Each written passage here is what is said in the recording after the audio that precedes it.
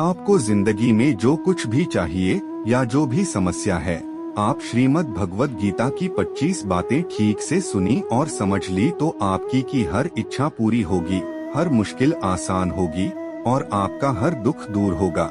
गीता का ज्ञान अमृत से भरा है, जो इंसान के मरे हुए मन और जीवन में एक नई जान डाल देता है। मैं गारंटी के साथ यह बात कह सकता हूँ कि जो कोई भी इन 25 बातों को ध्यान से पूरा वीडियो के अंत तक सुनेगा, उसे अपनी हर समस्या का हल मिल जाएगा, उसको वो सब कुछ मिल जाएगा जो पाना चाहता है।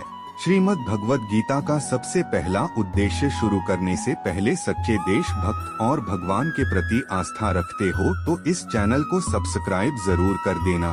तो शुरू करते हैं। पहला उद्देश्य कि जिंदगी में कभी भी खुद को किसी का मोहताज मत बनाना, क्योंकि जब तक आप किसी की मोहताज नहीं होते तब तक आपको कोई दुख नहीं पहुंचा सकता, कोई आपका फायदा नहीं उठा सकता। जिस दिन आप मोहताज हो जाओगे, वह को आपको एक्सप्लोर करना शुरू कर देता है। जिस दिन आपने अपने जीवन को मोहताज बना दिया, उसी दिन से आपको उसकी गुलामी करनी पड़ती है।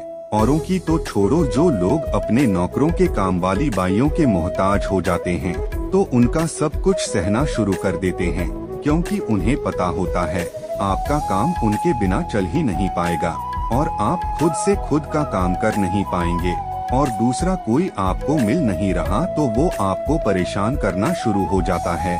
लेकिन जब उन्हें यह समझ आता है कि आप अपना काम खुद कर सकते हैं, आपको दूसरे 1000 ऑप्शन मिल सकते हैं, तो वो चुपचाप अपना काम करेंगे।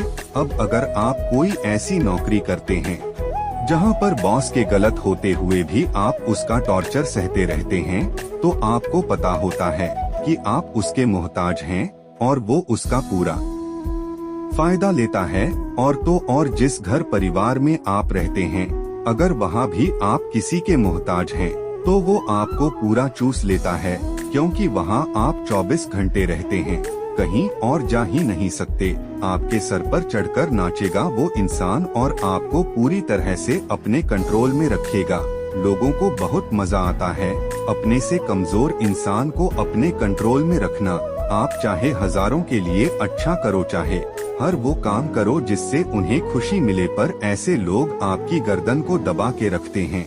आप अगर कुछ प्रतिभा हैं तो आपके पंख ही काट दिए जाएं, हर वो कोशिश की जाएगी आपके साथ जिससे आप जिंदगी में कभी आगे ही नाम बर्ताव इसी का मोहताज होना मर जाने से भी बदतर होता है। माताजी आपको गुलाम बनाकर रख देती है। आपने कभी गौर किया, आपकी जिंदगी वही लोग खराब करते हैं जिनके आप मोहताज हो जाते हैं। आपका सारा दुख वहीं से आता है जिसके आप मोहताज होते हैं। हिताची सिर्फ शरीर या काम की नहीं होती, सबसे बड़ी मोहताजी मन की होती है कि जिंदगी में कोई हमें चाहिए, हमें संभालने के लिए नहीं तो हम खुश नहीं रह पाएंगे। अकेलापन लोगों से झेला नहीं जाता है। फिर कई बार आप ऐसे लोगों से जुड़ जाते हैं जो आपके इस मन की मोहताज का पूरा फायदा उठा लेते हैं। आप उनसे रिश्ता इसीलिए जोड़ते हैं ताकि आपकी जिंदगी में थोड़ी खुशी आए, और वो लोग आपको खून के आंसू रुलाते हैं, आपकी पूरी जिंदगी नर्क बना देते हैं। याद रखना, एक माँ बाप के अलावा इस दुनिया में आज तक ऐसा पैदा नहीं हुआ है कि आप जिसके मोहताज हो और आपका फायदा ना उठाएं। इसलिए जिंदगी में कभी भी खुद को किसी का मोहताज मत बनाना। श्रीमद् भगवद गीता का दूसरा उद्देश्य है, जब भी जिंदगी में खुद को अकेला महसूस करो, तब इस सच्चाई को ठीक से समझ लेना कि आप दुनिया में अकेले ही आए थे और अकेले ही जाओगे। वास्तविकता में यहाँ कोई आपका अपना नहीं है। एक दिन तो जो माँ बाप हमें जन्म देते हैं वो भी हमें अकेला छोड़कर चले जाते हैं, तो औरों से तो उम्मीद ही क्या करना। यदि कोई आपका साथ छोड़ दे तो याद रखना कि वह ईश्वर सदा आपके साथ है, वह कभी आपका साथ नहीं छोड़ता। गीता में श्री कृष्ण ने अर्जुन से कहा कि चाहे कोई मनुष्य मुझे माने या न माने, लेकिन मैं इंसान का साथ कभी नहीं छोड़ता, कि यह सब मेरी यह संतानें हैं। गीता में इंसान को ईश्वर का ही अंश कहा गया है, इसलिए मनुष्य को ईश्वर की संतान कहा जाता है। इसीलिए आपको अकेलेपन से कभी दुखी नहीं होना। चाहिए, कभी डरना नहीं चाहिए, बल्कि किसी गलत इंसान के साथ रहने से डरना चाहिए। एक कहावत है, इस समथिंग इस बेटर देन नथिंग, की कुछ नहीं होने से कुछ होना बेहतर है।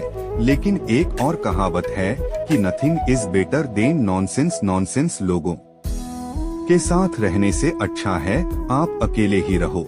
इसीलिए गीता का उपदेश हर इंसान के लिए बहुत जरूरी है, जो खुद को अकेला समझकर दुखी हो जाते हैं। इसीलिए अकेलेपन से डरना, दुखी होना छोड़ दो, यहाँ कोई किसी का नहीं होता है। गीता का तीसरा उद्देश्य है, जीवन में जब भी कोई मुश्किल आए हिम्मत मत हारो, बस थोड़ा धीरज रखो। जो लोग मुश्किल वक्त में खुद को थोड़ा संभाल कर धीरज रखते हैं तो हर मुश्किल को आसानी से पार कर जाते हैं। एक राजा अपने गुरुजी के पास गया और उसने गुरुजी से जाकर बोला कि ऐसे तो राज्य में हर प्रकार की खुशहाली है, पर वक्त का कोई भरोसा नहीं है।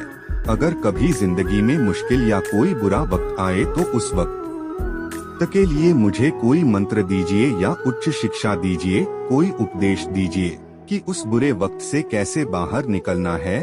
तो गुरुजी ने उसे ताबीज बांध कर दे दिया और राजा से कहा कि इस दावे में मैंने एक मंत्र लिख कर रखा है, जब तुम्हारी जिंदगी में बहुत बुरा वक्त आए और तुम्हें लगे कि इससे बुरा तो अब कुछ हो ही नहीं सकता, उस समय पर इस ताबीज को खोलकर तुम इस मंत्र को पढ़ लेना, तुम्हारे अंदर बहुत शक्ति आ जाएगी। और एक दिन ऐसा हुआ भी, उस राजा के राज्य पर किसी दूसरे राजा ने आक्रमण कर दिया और इस राजा की ऐसी स्थिति हुई कि उसे अपना राज्य छोड़कर, पूरे शहर को छोड़कर अपने कुछ लोगों के साथ भागना पड़ा। उस समय पर राजा बहुत दुखी था और विचार करने लगा कि गुरुजी ने मुझे ताबीज दिया था कि जब जिंदगी में बहुत बुरा वक्त आए तब से खोलकर पढ़ना और इसके अंदर जो मंत्र लिखा हुआ है मेरे अंदर शक्ति भर देगा। राजा ने विचार किया कि इससे बुरा वक्त और क्या हो सकता है। उसने गुरुजी का दिया हुआ ताबीज खोला और उसके अंदर लिखा हुआ था, ये वक्त भी गुजर ही जाएगा। इस वचन को पढ़कर राजा के मन में एक शक्ति आई, विश्वास जगा, ये जो बुरा वक्त है यह भी दिखने वाला नहीं है, यह भी निकाल जाएगा। इसलिए मुझे हिम्मत नहीं हारनी, वापस से अपनी सेना खड़ी करनी है। और उस राजा ने वापस से अपने सैनिकों को जमा करके अपनी सेना को खड़ा किया और उस राजा पर हमला करके अपना राज्य वापस प्राप्त किया। तो जिंदगी में स्थिति चाहे कितनी भी बुरी क्यों न हो, वह हमेशा के लिए नहीं रहने वाली, वो भी एक दिन गुजर जाएगी। वक्त चाहे कैसा भी हो एक दिन जरूर बदल जाएगा। हमारी जिंदगी में न जाने कितनी बार दुख आया, कितनी बार मुश्किल वक्त आया, लेकिन हम हर बार निकल जाते हैं। इससे ही आपकी जिंदगी में कोई मुश्किल वक्त लगता है या बुरा वक्त आया हो तो मन में यह विश्वास रखना कि ही यह वक्त भी दिन गुजर जाएगा। इसलिए कभी हिम्मत मत हारो। अगर आपके अंदर धीरज है तो आप बुरे से बुरे वक्त को भी जरूर पार कर जाओगे। भगवत गीता का चौथा उद्देश्य है, जब कोई आपके साथ धोखा या छल करे तो उसको कोसना या दुखी होना छोड़ दो, बल्कि उससे शिक्षा लो कि लोग असलियत में वैसे नहीं होते जैसा आप उन्हें समझ लेते हैं। यहाँ पर लोग अपने मुंह पर मुखौटा लगाकर घूमते हैं। यहाँ हर इंसान खुद को अच्छा दिखाने की कोशिश करता है, अच्छा बनने की कोशिश कोई नहीं करता। आप किसी के साथ थोड़ा गलत व्यवहार करके तो देखो, उसका असली रंग सामने आ जाएगा। या फिर जब आपकी जिंदगी में कुछ मुश्किल वक्त आएगा, वो भी आपको उसका असली रंग देखने को मिल जाएगा। इसीलिए किसी पर भी जल्दी भरोसा नहीं करना चाहिए, इसी से भी इतनी उम्मीद नहीं लगानी चाहिए, बाद में हमारा दिल ही टूट जाए। क्योंकि दुनिया के लोग कभी किसी के हुए हैं और न कभी किसी के होंगे। अपना दिल उस ईश्वर को समर्पित कर दो, फिर देखना आपका दिल कोई नहीं दुखा पाएगा। श्री कृष्ण ने अर्जुन से गीता के 12वें अध्याय भक्ति योग में कहा है कि अपना मन, अपनी बुद्धि, अपना दिल उस पर लगा ले, फिर देखना तेरा दिल कोई नहीं दुखा पाएगा। याद रखना, इस दुनिया में अब जिससे भी सबसे ज्यादा दिन लगाओगे, सबसे ज्यादा दुख भी वही इंसान देगा। दुनिया में दिल की कोई कदर नहीं, भावनाओं की कोई कदर नहीं। अगर कदर होती है तो मतलब की फायदे की। आपसे किसी का क्या फायदा हो सकता है? जब तक आपसे लोगों का मतलब है तब तक सब लोग आपसे अच्छा लगते हैं। जैसे ही उनका मतलब खत्म हो जाता है वैसे बात करने का तरीका भी बदल जाता है। इसीलिए जब आप किसी से नया नया मिलते हैं तो उस पर यकीन मत करिए, वो सिर्फ एक मुखौटा है, आपको दिखाने के लिए, आपको फंसाने के लिए। अभी आप पर निर्भर करता है फंसते हैं या अपनी समझ से काम लेते हैं। गीता की 5वीं शिक्षा यह है कि आप अपने गुजरे हुए वक्त को भूल जाओ, क्योंकि अगर आप गुजरे हुए वक्त के दुख में जीते रहे, उसके पश्चात आज में भी आप कभी खुश नहीं रहोगे। समझदार लोग जो समय चला गया है उसका दुख कभी नहीं करते। आपका बीता हुआ कल कैसा भी क्यों ना हो, पर उसका प्रभाव आपके आज पर नहीं पड़ना चाहिए। जो भी आपके साथ हुआ उससे सबक लो, शिक्षा लो कि अब ये जिंदगी में आगे नहीं होने देंगे। हम जीवन में आगे बढ़ जाओ। कई बाद में लोग रोते रहते हैं कि उस समय मेरे साथ इतना गलत किया, इसलिए आज जिंदगी में मैं इतना दुखी है। लोग कोसते रहते हैं दूसरे को कि उसकी वजह से मेरी जिंदगी में दुख है, उसकी वजह से मेरी जिंदगी खराब हो गई है। लेकिन जब तक आप उसे कोसते रहेंगे, आप जिंदगी में कभी खुश नहीं रह पाएंगे, कभी आगे नहीं बढ़ पाएंगे। जो लोगों ने आपके साथ किया उसे हम बदल नहीं सकते, लेकिन आपका आज आप जरूर बदल सकते हो। कल के दुख से छूटना चाहता हो, कल में नहीं आज में जीना शुरू करो। आपको ऐसा एक भी इंसान नहीं मिलेगा जो अपने कल में जीता हो, और कल में जीने वाला इंसान किसी न किसी पीड़ा से जुड़ा रहता है, किसी न किसी दुख, किसी न किसी पश्चाताप से जुड़ा होता है। कल में जीना आपकी जिंदगी की सारी खुशियाँ छीन लेगा। तो जितना हो सके अपने पास्ट को भूल जाइए और अपने प्रेजेंट में जीना शुरू कीजिए। श्रीमद् भगवद गीता का 6ठा उद्देश्य है, प्रेम उसी से करो जो आपके प्रेम के लायक हो। जिससे आपके प्रेम की कदर नहीं, उससे जितना दूर रहोगे उतना अच्छा रहता है। आजकल लोग कहते हैं कि सबसे ज्यादा पीड़ा प्रेम देता है। लोगों ने प्रेम जैसी पवित्र चीज को गंदा कर दिया है, जहर भरा दिया है। सबसे ज्यादा लोग एक दूसरे को प्रेम और भरोसे के नाम पर ही लूटते हैं।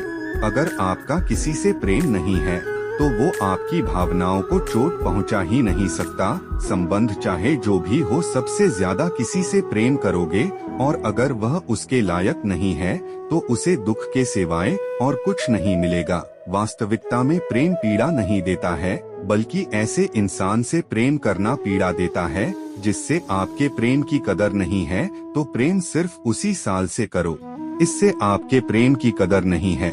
जहां आप कोई एहसास हो जाए कि आपके प्रेम की, आपकी भावनाओं की कदर तक नहीं है, वहां से आप कृपया करके खुद को दूर ही रखा। नेता का 7वां उद्देश्य है कि हमारे रिश्तेदार ही हमसे सबसे ज्यादा जाते हैं। हमारी सफलता से सबसे ज्यादा दिक्कत हमारे रिश्तेदारों को ही होती है। बाहर वालों को कोई फर्क नहीं पड़ता कि आपकी जिंदगी में क्या हो रहा है और जो आपके रिश्तेदार होते हैं, लेकिन अब पूरी नजर रहती है आपकी जिंदगी पर। बाहर से तो यही कहेंगे तो आगे बढ़ो, सफल हो जाओ तो जिंदगी में, और जब उन्हें आप अपनी सफलता के बारे में बताएंगे, अपनी किसी कामयाबी की खबर उनको सुनाएंगे, तो उसे सुनकर उन्हें बिल्कुल भी खुशी नहीं होती। कई बार सारी दुनिया को पसंद करती है, आपके काम की तारीफ करती है, लेकिन आपकी कदर आपके घर में ही नहीं होती। महाभारत का युद्ध बाहर के लोगों में नहीं हुआ था, यह भाइयों के आपस की लड़ाई की। पांडवों के हर सबसे दुर्योधन जलता था जब भी पांडव किसी काम में सफल होते थे, इससे बिल्कुल भी बर्दाश्त नहीं होता था। दुर्योधन हर कोशिश करता था पांडवों को नीचे गिराने की, जितना हो सके उन्हें दुखी करके रहेगा। और वहीं भाइयों की आपसी चलन महाभारत के युद्ध की वजह से हुई, इसमें न जाने कितने अनगिनत लोग मारे गए। बाहर वाले को क्या फर्क पड़ता है कि आप कैसे जिंदगी जीते हैं, लेकिन ये जो रिश्तेदार होते हैं, जो करीबी लोग होते हैं, मजाल जो इन्हें आपकी खुशी बर्दाश्त हो जाए, सबसे खतरनाक होते हैं लोग, क्योंकि यह बाहर से बहुत मीठा चलते हैं, आपको अच्छे शब्द कहते हैं, लेकिन आपके पीठ पीछे आपसी सलाह भी खुश नहीं होते। तो इसीलिए किसी को भी अपना समझ से पहले आप यह जरूर चेक कर लें कि वो सच में आपका अपना है या सिर्फ अपनेपन का दिखावा हो रहा है। गीता का 8वां उपदेश यह है कि आज के युग में बहुत ज्यादा अच्छे मत बनो, नहीं तो यह दुनिया आपको लूट के कंगाल कर देंगी। पांडवों की कहानी शिक्षा देती है, दो ज्यादा अच्छा बनना आपको कई बार बहुत दुख दे सकता है। जो पांडव हमेशा धर्म पर चलते थे, अभी कोई गलत काम नहीं किया था, लेकिन उनका सारा राजपाट चला गया। उनकी पत्नी को भरी सभा में नग्न करने की कोशिश की गई। दीक्षा लेकर के उन्हें अपनी जिंदगी गुजारनी पड़ी। कारण क्या था? वह कुछ ज्यादा ही अच्छे बन रहे हैं। आज की दुनिया तो और बदल चुकी है। लोग ने अच्छे इंसान को कम महत्व देते हैं और तो और उसका इस्तेमाल किया जाता है। अगर आप भी लोगों के साथ अच्छा चलते हैं तो आप इस चीज को खुद अनुभव कर पाएंगे। हम जितना लोगों के साथ अच्छा चलते, लोग आपके साथ उतना गलत व्यवहार करते हैं, उतना ही ज्यादा इस्तेमाल करते हैं। आप दूसरों की खुशी के लिए कुछ भी करते जाते हैं और लोग सिर्फ आपका एडवांटेज देने में लगे रहते हैं। इसलिए आज के जमाने में खुश रहना है, ना तो बहुत ज्यादा अच्छे मत बनो। इसका मतलब यह नहीं कि आप बुरे इंसान बन जाओ, आप अपनी नजर में अच्छे बनते रहे। दुनिया की नजर में अच्छे बनने की कोशिश कभी मत करना। गीता का 9वां उद्देश्य है कि जहां आपके लिए प्रेम और इज्जत नहीं है, वह कभी मत जाओ। महाभारत का युद्ध शुरू होने से पहले श्री कृष्ण हस्तिनापुर गए थे पांडवों की तरफ से शांति प्रस्ताव लेकर। तब शकुनी ने दुर्योधन से कहा, यह क्रिस्टल भरा मायावी है, अगर यह हमारे पक्ष में आ जाए तो समझ लो पांडव हार ही गए। तो इसकी सेवा करो, इसको अपने घर आने का निमंत्रण भेजो, इसे खुश करो।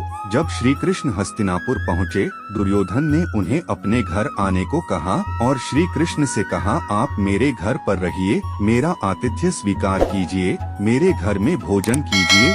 तो श्री कृष्ण ने दुर्योधन से कहा कि दुर्योधन, इंसान को किसी के घर तभी भोजन करना चाहिए, तभी जाना चाहिए, या तो उसे बहुत प्रेम है या हमारे जीवन में कोई बहुत बड़ी आपत्ति आ गई हो। ना तो मेरी जिंदगी में कोई आपत्ति और न ही मनुष्य कोई प्रेम है, तो तुम्हारे घर तो मैं कभी नहीं आऊंगा। तुम मुझे अपने घर बुला रहे हो सिर्फ और सिर्फ अपना मतलब पूरा करने के लिए, और मतलबी लोगों के घर कभी नहीं जाना चाहिए। इसलिए इससे हमको यह शिक्षा मिलती है कि जिसके दिल में आपके लिए प्रेम नहीं है, इज्जत नहीं है, वहाँ आपको कभी नहीं रहना चाहिए। आपको सिर्फ उसी जगह रहना चाहिए जहाँ आपको कदर मिले, प्रेम मिले, इज्जत मिले। गीता का 10वां उद्देश्य है, कभी भी अपने धन, अपने पद और पल का अभिमान नहीं करना चाहिए। दुर्योधन को बहुत अभिमान था, मेरे पास भीष्म पितामह जैसे, द्रोणाचार्य और कर्ण जैसे योद्धा बैठे हैं, पांडवों को तो मैं यूं मसल के रखूंगा। अपने ढंग का अभिमान था, अपने पद और शक्ति का अभिमान था, लेकिन वह अभिमान ही एक दिन उसके सर्वनाश का कारण बना।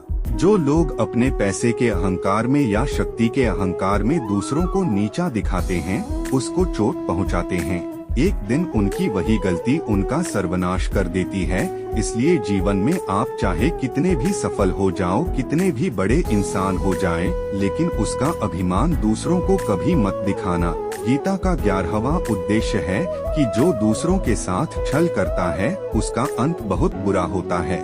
दुर्योधन का मामा शकुनी और दुर्योधन ने पांडवों के साथ जीवन भर धोखा किया, पग पग पर उन्हें धोखा दिया, कभी ईमानदारी के साथ नहीं चला, और उसका परिणाम दुर्योधन को यह मिला कि उनके दल का हर एक बड़ा योद्धा छल के द्वारा ही मारा गया, क्योंकि दुर्योधन ने जैसा कर्म किया था उसको वैसा ही फल मिला। जीवन भर उसने छल किया तो अंत में उसकी खुद की मृत्यु भी छल से ही हुई थी। इसीलिए कोई अगर खुद को बेहद चालाक समझता है कि दूसरे को धोखा दे दिया या दूसरे को बेवकूफ बना दिया, कोई आएगा उसकी जिंदगी में जो उसको भी धोखा देगा। कर्म सबके चेहरे याद रखता है, जो जैसा कर्म करता है उसको वैसा फल जरूर मिलता है। गीता का 12वां उद्देश्य है, जो इंसान आपको बार बार चोट पहुंचाए उसे कभी माफ नहीं करना चाहिए। युधिष्ठिर ने दुर्योधन को बार बार माफ किया और उसका परिणाम यह हुआ कि उन्हें अपनी जिंदगी में बहुत बड़े दुखों का सामना करना पड़ा। वो इंसान अगर एक बार गलती करें तो माफ करना फिर भी ठीक है, लेकिन कोई अगर बार बार गलती करे उसे माफ करना आपको बहुत ज्यादा नुकसान पहुंचाएगा, क्योंकि वो गलती नहीं हो रही है, उससे उसकी आदत है, वो ऐसा ही है, वह हमेशा आपके साथ ऐसा करेगा। तो बहुत ज्यादा दयालु मत बनो। किसी को माफ करने में और बेवकूफ बनने में बहुत बड़ा अंतर होता है। किसी को अगर एक बार माफ कर रहे हो तो उस इंसान से जरूर सावधान रहना कहते हैं।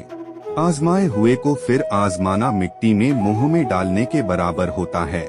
जिससे धोखा खाया है, इससे आपको तकलीफ भी नहीं है, उस पर भरोसा गलती से भी मत करना। किसी को माफ उतना ही करो जितने में आप बेवकूफ ना लगे।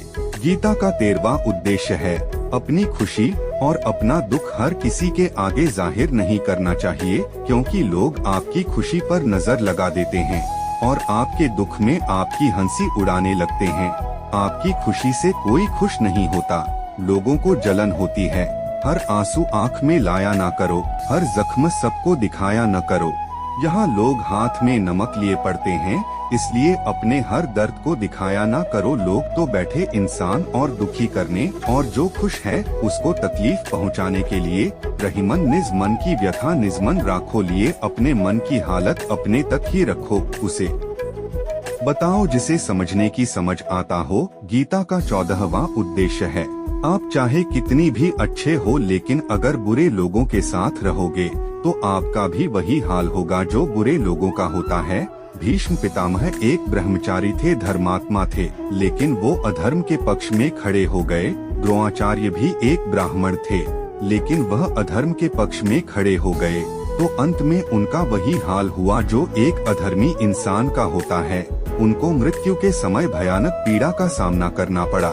इसलिए गलत चरणों में कभी नहीं रहना चाहिए, क्योंकि कई बार आपको उनके संग में रहने की वजह से उनके ही कर्मों की सजा मिलने लगती है।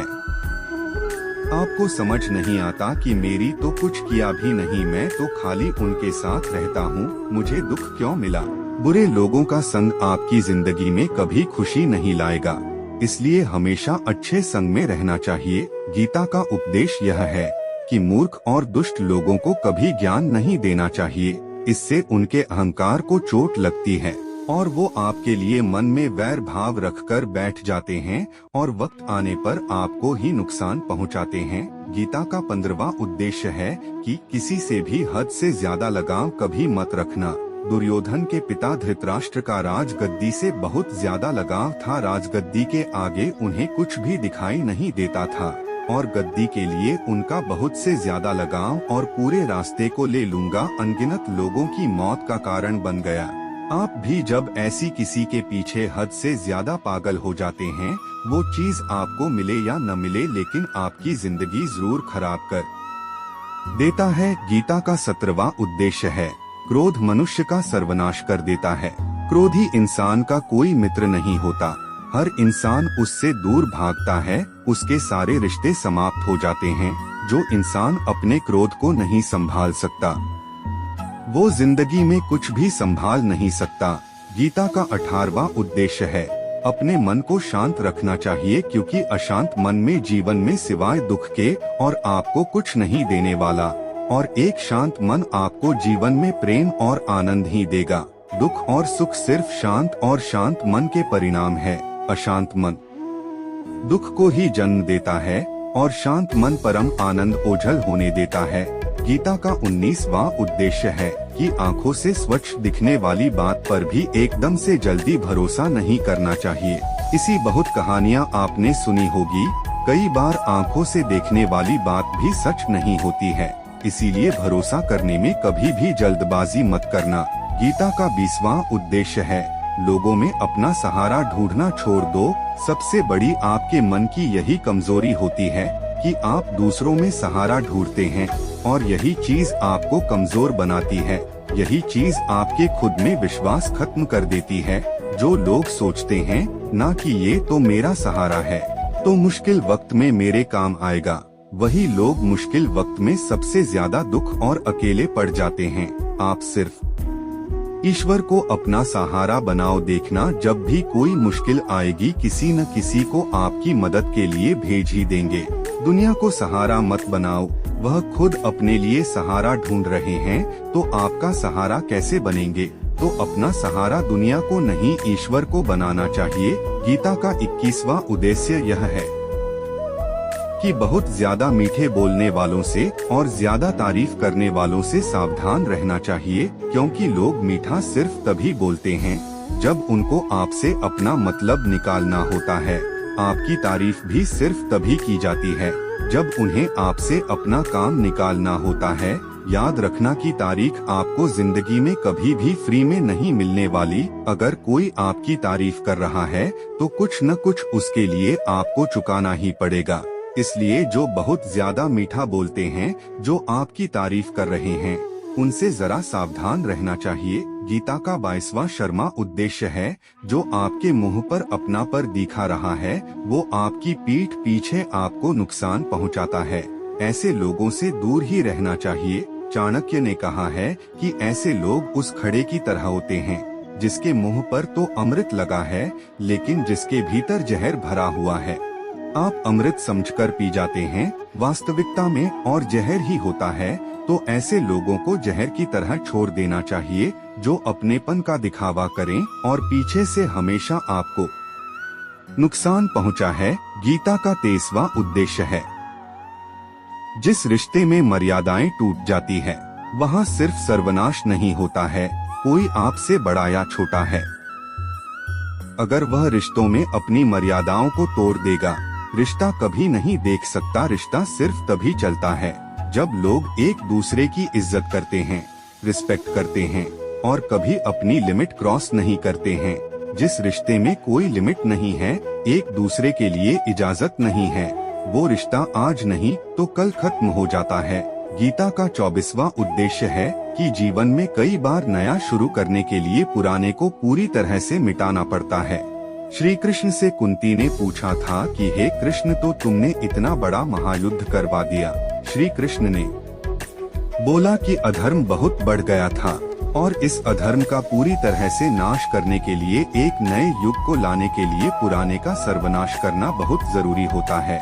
जब कोई बिल्डिंग पूरी तरह से भंगार हो जाती है या पुरानी हो जाती है, उसे पूरी तरह से तोड़कर फिर से नव निर्माण होता है।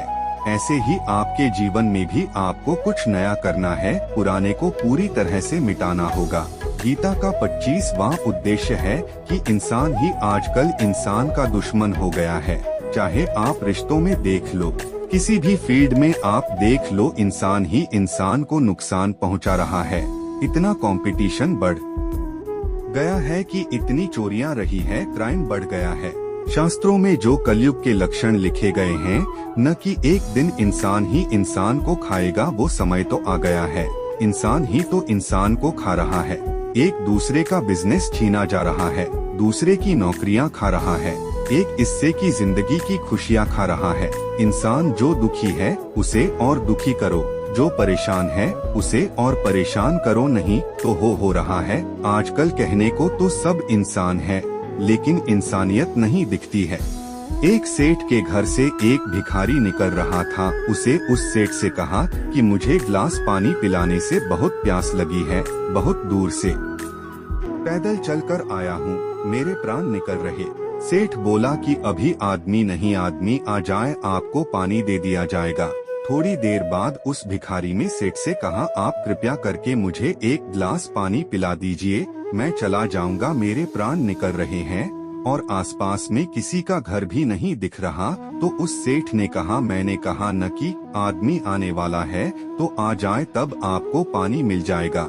फिर वो भिखारी उस सीट से कहने लगा कि तुम खुद ही आदमी क्यों नहीं बन जाते, थोड़ी देर के लिए तुम ही आदमी बन जाओ। आजकल क्या हो गया है, कोई आदमी बनने को तैयार ही नहीं है। लोग एक दूसरे को नोचने में लगे हैं, एक दूसरे का फायदा उठाने में लगे हैं। इसलिए ही कलयुग का मतलबी युग कहा जाता है कि लोग सिर्फ और सिर्फ एक दूसरे से अपने मतलब से ही जुड़े हुए हैं। गीता की यह 25 बातें अगर आप ठीक से समझ लेंगे और उन्हें हमेशा याद रखेंगे तो विश्वास रखना, दुनिया में किसी की ताकत नहीं है जो आपके मन को और आपके दिल को चोट पहुंचा सके, आपको दुखी कर सके। यह 25 शिक्षाएं अगर आप हमेशा याद रखोगे तो आप जिंदगी में हमेशा खुश रहेंगे। अगर आपको भगवत गीता की ये 25 बातें अच्छी लगी हो तो वीडियो को लाइक और चैनल को सब्सक्राइब जरूर कर देना। धन्यवाद।